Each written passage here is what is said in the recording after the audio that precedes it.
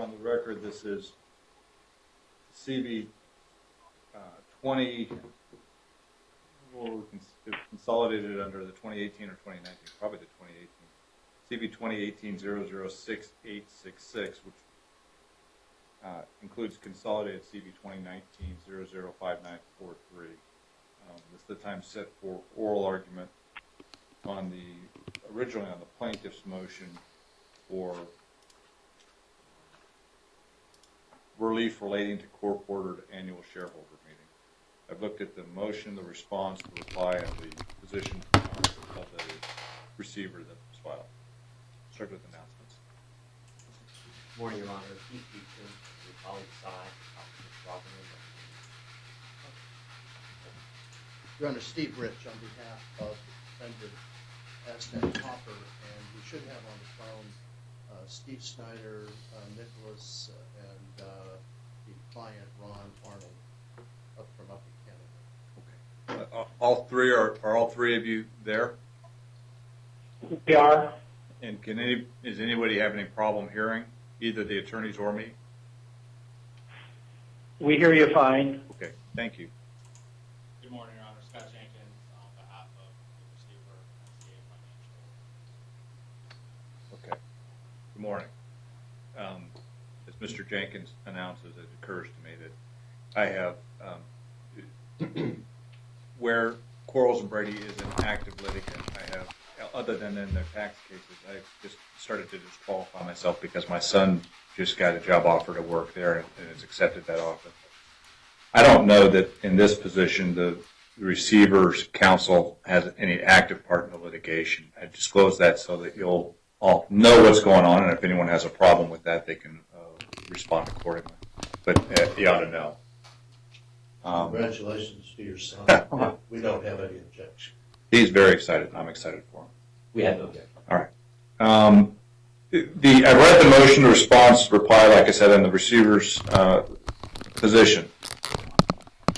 It's the plaintiff's motion. I don't have very many questions other than the receiver's position indicated that, look, it's hard for me to kind of go forward unless I have, let me find the receiver, some more guidance on exactly what Fierce, to conduct a valid, effective vote, the receiver will need to understand the status of the voting rights of the shareholders before the meeting's held. I look back over the verified complaint and the complaint that were filed in both of these cases. Both of them allege that Fierce is the registered holder of 40 million common shares. I don't know if more guidance than that is necessary. I don't know if the receiver, if there's different status of voting shares or whether there's a dispute about the total number of shares. But to the extent that either of those two things would affect the shareholder voting, and therefore the receiver needs more information, I don't see anything other than the number of shares that Fierce holds pled in either of those complaints. I'll let Mr. Jenkins speak for the receiver, obviously, but from our perspective, I believe the issue of 40 million shares is all that is at issue. I don't believe that there are different voting share classes. That's not an issue. Let me start with Mr. Jenkins. Sure, Your Honor. And I think just from reading the papers, obviously due to the case, it looks like this has been an ongoing, saga between the parties. It did appear to us that the defendants were taking issue with the number of shares and who actually owned the shares. If that's not the case, and we can proceed, with calling a vote and having the vote, we just didn't want to go through that, process just to have that come up. A, the parties ignore it because there's a dispute over it, or B, at contest later. If it's 40 million shares, then that's the shares that we're proceeding with the rights on the plaintiff to vote their shares, then we're fine to hold the All right. Is the dispute from the defendant's perspective whether the default judgments are conclusive as to the number of shares owned by Fierce, or is there some other dispute with regard to going forward with the shareholder meeting? Your Honor, we don't have a dispute as to the 40 million shares as the number. As Keith indicated in his moving papers, it's a binary issue. Either they are a shareholder or they're not. If they are a shareholder, they own 40 million shares. As to different classes and all that is not a part of what our dispute is. Then having the parties clarify all of that, I'll tell you my thought process, and then I'll hear any reasons that you think I'm wrong. I think that the well-pled facts in both the complaint both complaints, including the ownership of 40 million shares of stock by Fierce in Aztec, those allegations are effectively judicial admissions when there's a default. So I'm going to accept those facts as having been proved and instruct the receiver to go forward with that understanding, unless there's some reason from the defendant's perspective I shouldn't do that that's convincing. Want me to address that? Yeah, if I'm wrong, tell me. Your Honor, in order to do what you're suggesting, that means that any time that there is a default entered, every fact that is pled is considered to be true. Right. And the problem with that is, as we tried to point out in our moving papers, under the case law, that deals with issue preclusion. There may be some issues, that is, some facts which are essential to the claims that are not, whether they're well pled or not, that are not considered to be true unless they are litigated. And in this particular case, the claim that they make is that, one, in the original case that they filed, that we should be required to produce the books of records. Number two, the second claim they made was that we should have a shareholders meeting. And then number three was that there's to be a receiver appointed. As to the first two claims, the claims themselves, because of the default, are in fact considered admitted. That is, that there should be a production of documents and there should be a shareholders meeting. However, the underlying facts that are essential to to either of those claims is the issue of whether Fierce is a shareholder, and if so, how many shares do they have? That's the part that we don't dispute. If they're a shareholder, you admit it's 40 million shares or zero. That's correct. Okay. That's correct. So the issue of issue preclusion is one that the court needs to consider, because those are essential issues. And the way that the case law reads in Arizona, and we cited the Circle K versus Industrial Commission case, the dispute, or the original, when I went to law school, the issues were res judicata and collateral estoppel. It was only after I got out of law school that the courts started to really hone in on claim preclusion and issue preclusion as alternates rather than just res judicata. And part of the reason they did that is that so many courts had just used res judicata as an open bag to throw all of these issues in, and it was so confusing. And in fact, the Circle K case points out that Circle K had a real difficult time trying to enunciate for the court what it is they wanted, whether they wanted claim preclusion, issue preclusion, or just preclusion in general. And that was because of the status of the law at that point. So over the course of time, and in that particular case, the court cites an article that Judge Ginsburg wrote about Alan Vestal, Professor Alan Vestal, who had written an article, a book actually, trying to come up with an easier way to deal with issue preclusion, claim preclusion, as alternatives to res judicata and collateral estoppel, because they were so confusing.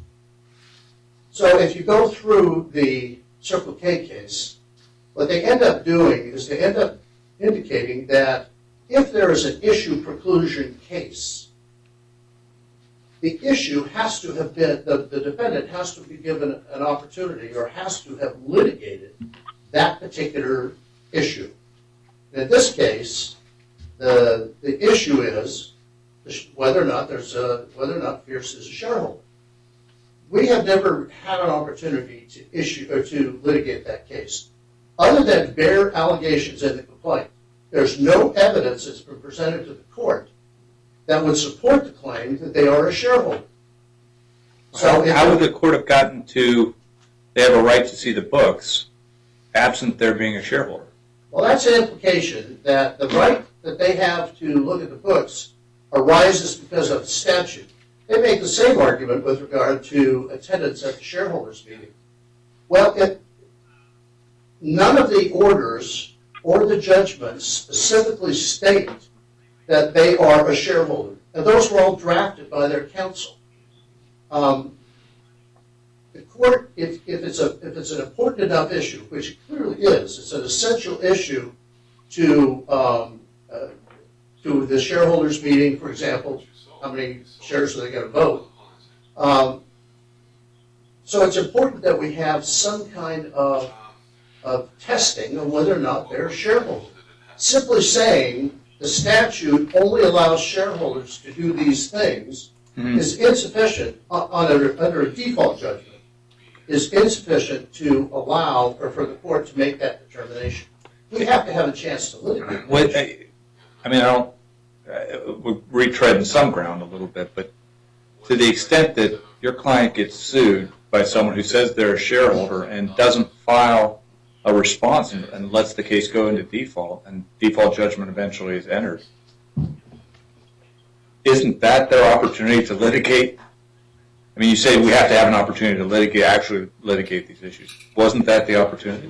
The answer is no. The Circle K case also addresses the issue or the situation in which a defendant has no economic incentive to proceed with a litigation or with a fight. And in this particular case, the parties, my guys that are the officers of Aztec Copper, when they got this lawsuit, they look at it and they know that the 40 million share stock certificate has been surrendered and canceled. So they have no incentive to go ahead and deal with that particular issue. Why? I mean, if I had a company that someone was claiming ownership in and filed a lawsuit saying we own part of your company, I don't know how is that not incentive? Someone's making a claim that they own part of my company. I know they don't. I'll just ignore it? Well, it's going to cost a lot of money. They have no economic incentive at that point to move forward and defend that particular That's issue. what I'm not getting, Mr. Rich. Why doesn't that complaint give them economic incentive? Because they know what the issues are, or at least they know what the documentation is at that point. Well, if that was the case, anybody who thought, well, I know I'm right, could allow it go to default and later say, well, I'm not bound by it because I knew I was right. I didn't have to file an answer. I had no economic incentive to. I think it's fact and circumstance specific. And in this particular case, none of those circumstances have been presented to the court. No, I'm sorry, which circumstances? The circumstances of why they would not have an economic incentive to move forward, why they would make the decision that they did not to move forward and respond at that particular time. Because all they were talking, keep in mind, all they were talking about was whether to produce books and records. So the plaintiffs, when you say they? All the plaintiffs were talking about was whether to produce books and records, or in the second one, whether to have a shareholders meeting. But the second one wasn't there to start with. That came along later, and at that point, the decision was made, but it was late, that we probably should step in and do something about this. So under the Circle K case, that particular circumstance of not having an economic incentive to move forward, which is what happened in the first case, that eliminates issue preclusion as an exception to the issue preclusion rule. That is, that everything has to be litigated. So in this particular case, we believe that under the rules, under the law in Arizona, that the that the issue is still alive. It should be resolved. And what we're asking for is simply a short discovery period and an evidentiary hearing to get those facts in front of the court. And if the court says, nope, still don't think that that's an issue, then we move forward. We're not asking for a complete stop of everything. We just want to get that particular issue dealt with. Describe the issue. The issue of whether you had economic incentive to file a complaint in the first lawsuit? No, that would be part of the presentation. But the issue that we want to have in front of the court is Pierce the shareholder? Okay. And if they're a shareholder, then you know how many shares they have. Okay. And that's the receiver. Okay. So just so I'm clear, if they are a shareholder, there's no dispute that the amount of shares that they hold would be 40 million, and there's no dispute about different classes of voting shares. Exactly. That's correct. That's correct. And if we've got our mind meld going, we don't apparently. I was going to say, I thought you were bringing that circle cake. Oh, we do. What I'm doing right now, Thanks. as I'm on the phone with you, I'm recording. Give me just a sec. I don't think that's right, but give me a second to browse back over circle. Or I'll send it. No, I'll send it to people, so you can listen to the court saying them. Because I have the recording from the court hearing. It's Foreman authored it when he was on must have been a Department S, one of the visiting judges. People don't really know how to follow it. They don't know what happened. The company didn't make the press release, so I'm going to email it to like 20 people to show them what happened.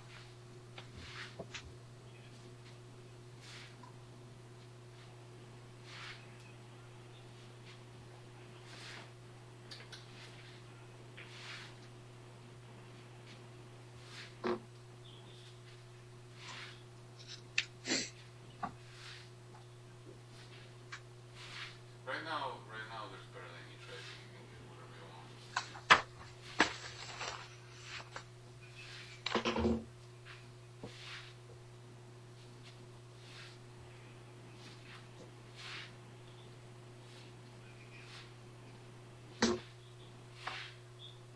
Yeah, you should.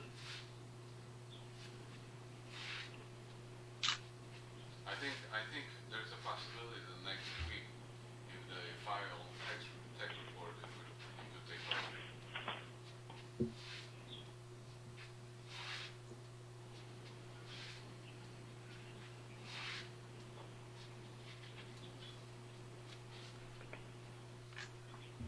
Yeah.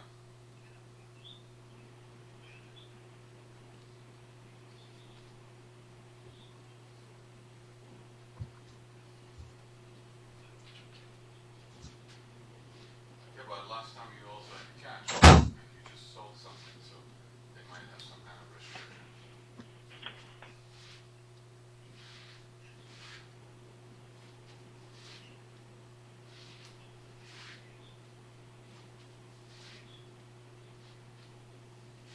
But you know, it should say on the side whether it's CAD or USD cash.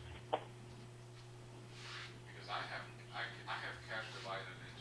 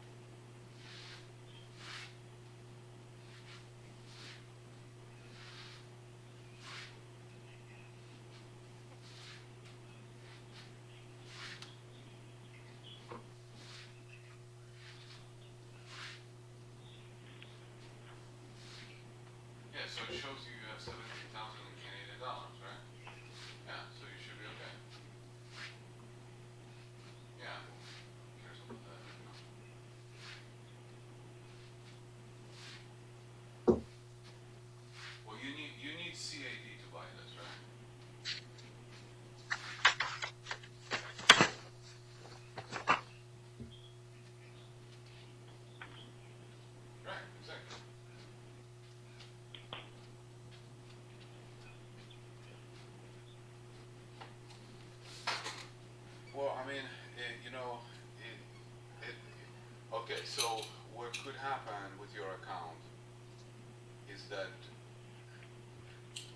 what I'm saying is, if you sold it, the money might not be available until 2 days later, unless you have a margin account. Mr. Recap, anything to add to your briefs? So, Yes, sir. with margin account, I think I'll primarily, I really will only respond to, I think, Mr. the Rich, cash is not going to be available until 2 days from now. maybe to address your question in the Circle K case. Perhaps I'll start with Circle K since you were just glancing at it. But As you know, Circle K is a workers' comp claim case. There are statutory provisions that apply preclusion exceptions I think in you workers' just call comp. them and ask them, do They I don't need a go margin together. account to be In able to, because I Circle have a K margin case, the account, I court had that concluded problem that before. claim preclusion didn't apply for I two don't wanna reasons. wait 2 One, days one of the for that statutory And sections if for workers' you have a comp margin account, then took her out of it. then The that's third, a problem. second, that the employee in that case had little financial I incentive. think so, that's how So let's it was. explore that for a little bit. In the Circle K case, a Circle K worker was injured, missed no time, I mean, you never have to was, go on a wasn't margin represented by a lawyer, account. and got Margin no account, fine, they don't no harm claim from the entity. She had some medical treatment. She thought she was fine. Later on, it turned out she wasn't fine. So she asked that they reopen, and the Industrial Commission did so.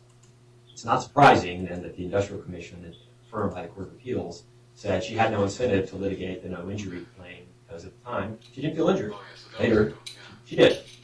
So that's completely unlike our facts. And notably, and really the issue that you raised about why didn't your client, Mr. Rich, have financial incentive? They obviously thought they did have financial incentive. What they did was they tried to vacate the default the day before the default hearing in the commissioner's court. We attached those papers to our reply, to our I mean, miscellaneous motion. obviously. So they concluded they did have a financial incentive. Our cynical view, and it doesn't matter whether we're right or not, is that they did that to delay. But for whatever reason, they did in fact object that we were not a shareholder, and they tried to supply some evidence to that effect.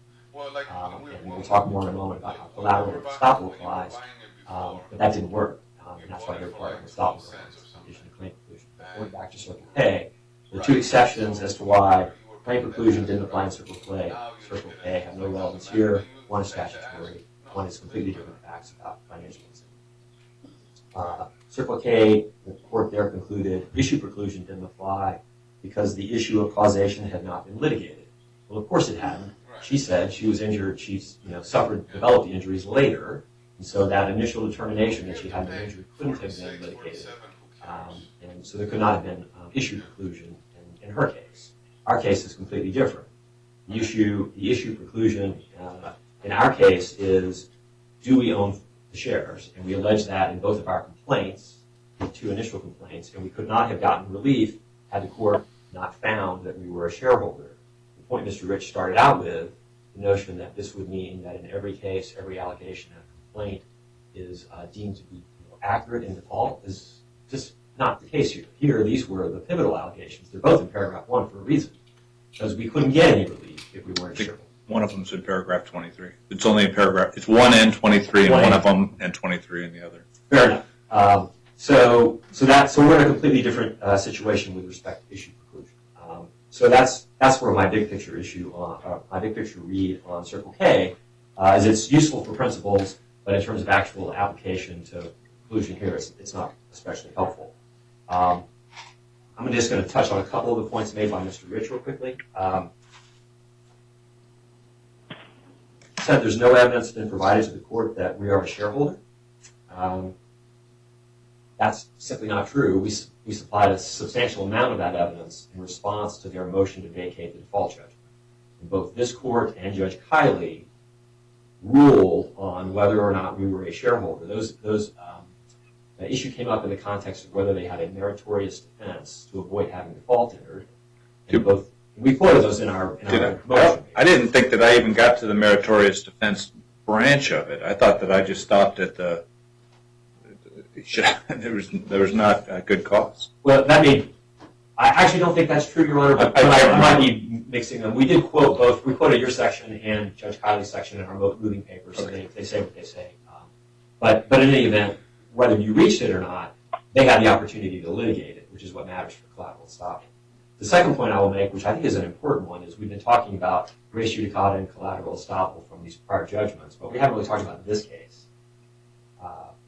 So with respect to his comment that there's no evidence that we're a shareholder, we filed a verified complaint here, verified by my client, that said we own 40 million shares.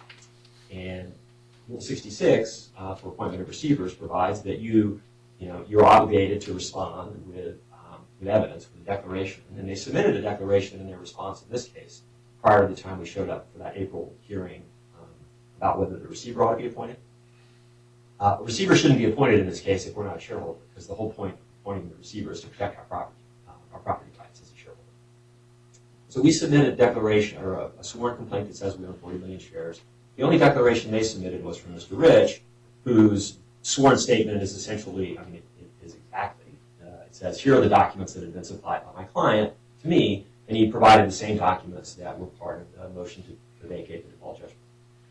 My point is simply this, that apart from the res judicata and collateral estoppel issues, they've waived this issue, and it's law of the case, in fact, that we're a shareholder. Those are two different things, but I think they both apply here. Because we submitted evidence, they didn't ask for an evidentiary hearing until they filed their papers here. They didn't ask for one in connection with the appointment of the receiver. We came here, Mr. Snyder, and at least one, I think both of those clients were on the phone. They didn't ask to swear them in and provide controverting evidence. And they had never, in this case, submitted a declaration from anyone with any first-hand knowledge, beside Mr. Rich, about the documents his client gave them. Never submitted a declaration from anyone as to why we don't own the shares. And the fact that you appointed the receiver over their objection, and they elected not to come forward with evidence then, is, I think, another independent, important reason why the court's conclusion about 40 million is correct. Let me just briefly make an overview comment. Putting aside the law of the case issue I just talked about, on collateral estoppel, the question is, did they have the opportunity to litigate? They did. They chose not to do it initially in the default proceedings, and then they raised the issue in the motion to vacate, and they lost, so collateral estoppel applies. Res judicata, claim preclusion, I don't think there's any dispute that applies even when there's a default judgment. You can't litigate the claim again if it's the same claim. It doesn't matter. And here, they say it's not claim preclusion, but it is. The test for claim preclusion is the same evidence test. And I think that's spelled out in the Pettit case that we cited to you in our papers. And to determine whether it's the claim is the same, the issue is the evidence needed to sustain the second action the same as you would need in the first? And here, we clearly could not, in any of these actions, have obtained any relief without proving that we were, or at least litigating whether we were a shareholder. So claim preclusion applies in addition to collateral estoppel, and that avoids a lot of the issues that we've been talking about. Collateral estoppel. So those are my big picture responses. I guess the other thing I would say is, from my client's perspective, we filed these complaints in January 2018. They've never issued a discovery to my client, not even as of today in any one of these two cases. They've never asked for an evidentiary hearing in any of these cases. The time has come and gone. Thank you. This podcast I'm listening to, it's BBC. Mr. Rich, your reply. Thank you. And he's going to different places, like he visited Nairobi and he met another Couple of blind things. guy. First of all, with regard to the first case, 3765, that case was named as defendants, Aztec Copper, Juan Arnold, Christine Reeves. So the default judgment was only against Aztec Copper. There's been Ron and Christine have both filed answers. So that case is still live, it's still going, and that is not included in the consolidation that we did. The claims against the individuals in the 2018 case? Right. So that case is there, and that discovery will be going forward. Now, one of the things that Mr. Beecham indicated is that we had somehow filed a motion to set aside the default judgment. That's simply not the case. The motions that we filed were filed before the judgments were entered, but were to set aside the defaults themselves.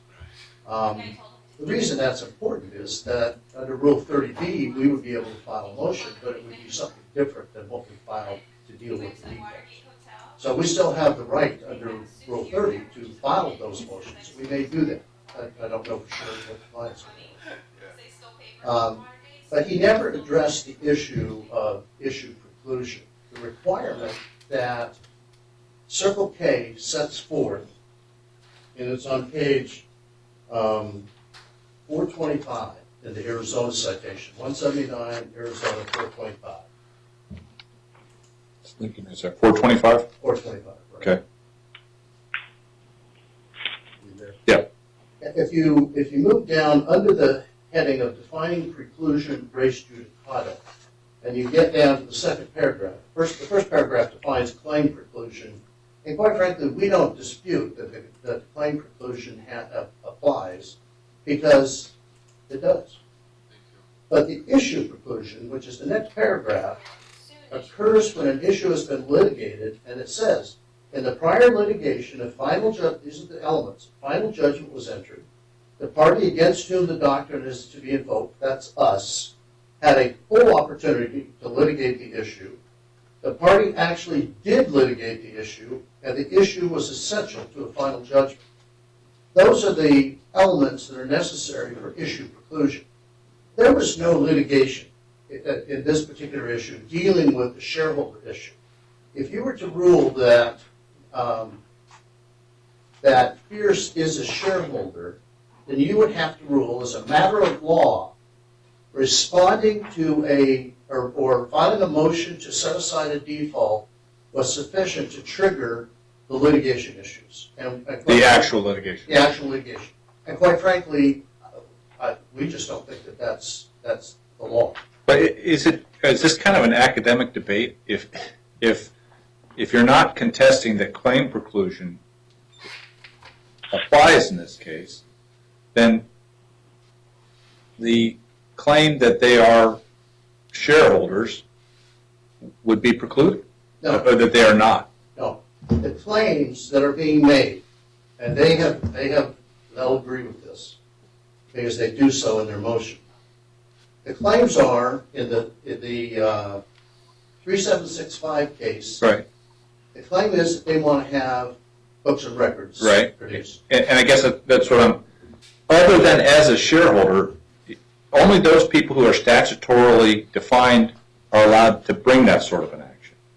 Isn't the finding that they are one of those statutorily described entity or categories? Isn't that if claim preclusion applies, and I have already found that they do have a right to have the books, how could I have gotten there absent them being a shareholder? But there's never been a finding, and the judgment doesn't mention them being a shareholder. So it's limited. Claim preclusion is limited to those issues which are actually described in the judgment. I believe that's true. And that's because issue preclusion deals with issues that are essential to the underlying claim. And in this case, the underlying claim is producing the books and records. The issue is, are they a shareholder? That has never been litigated. And simply entering a default judgment isn't sufficient to make that finding. You have to have some evidence for it. And other than just a bare pleading, that's all that's been presented to the court. Well, in the verified complaint. I understand. All right. Thanks. Thanks for the well-written briefs, everybody, and for the receiver's 2 cents.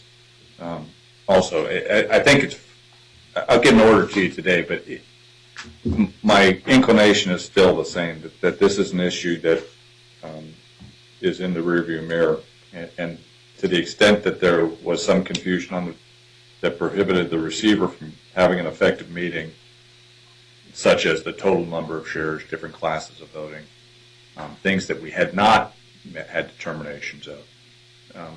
I was concerned about that, but if that concern is not valid, and it sounds like it's not, then my inclination, and I'll try and make it as specific as I can in the mid-entry, is to advise the receiver to go forward, that the court has found that there is that Fierce Investments Ltd. owns 40 million shares of Aztec Copper, that there is only one class of voting stock, and that the amount of total stock shares is not disputed. I don't know what it is, but it's not in dispute. So I'm going to go back and reread Circle K, because my quick reading of it wasn't enough. But I'll reread it, and before I make a final decision and issue a final order. I appreciate it. Thank We you. appreciate that. Thanks. Appreciate that. Anything else we need to do on the record? No, Your Honor, thank you. Okay, I guess, Your Honor, I think your order is probably already going to say that, but just to be clear, there were a couple of other issues that we didn't talk about today because everyone agrees in terms of the receiver for this designee serving as the election year official. I think that'll be in the order as well. I'll tell you what. You're better. I've told you what I'm thinking. You can write it down for me. We submitted a proposed You did? order that has that language in there. I think you'll probably want to add to it with what you were talking about in terms of specification of the share classes, but I can hand you that order, which has got a sentence or two. Well, if you submit it, I've got it. Okay. I'll probably go off of that and make modifications. I think. Okay. Thanks. Go ahead, Noah.